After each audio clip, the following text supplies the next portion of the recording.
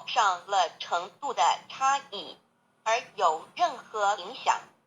无论是学识多丰富的学者，或是目不识丁贩夫走卒，无论是成人，或是刚出生不久的婴儿，都可以轻而易举地做出的动作。人人与生俱来，不学而知，不学而能，无增无减的良知良能，就是主宰我们一生的道。我们有学习而得到的知识和才能，有忘记的时候，有疏远的时候，而道的本体和妙用，不用学习，不用思考，大而能主宰宇宙的运作消长，小而能主宰我们一生之视听言动。我们有而不知其有，用而不知其用，却又无时无刻不能缺少它的不增不减，本自具足一切我们身上固有的道，因为就在我们身上，又称作自性老。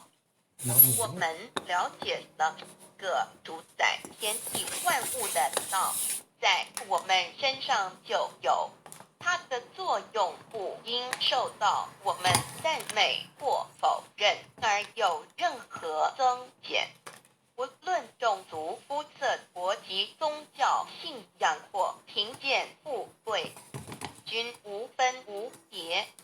因此我们能求得先天大道，不只找到了宇宙的根本源头，也找到了不生不灭的真我。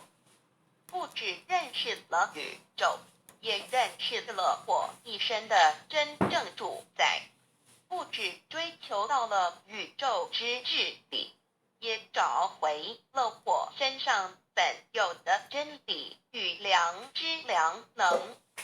先天大道的根源是在我身上，原来固有的是我由先天带来的良知良能，即是我的良心。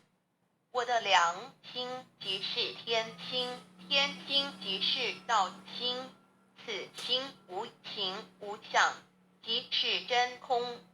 真空之妙，空而不空，空中妙有。妙有者，生天生地生人生万物万类之大本也。妙用者，万灵真在也，主宰天地人万物万类之真主宰，亦即是主宰我之一身。故曰道在无身，一切万能。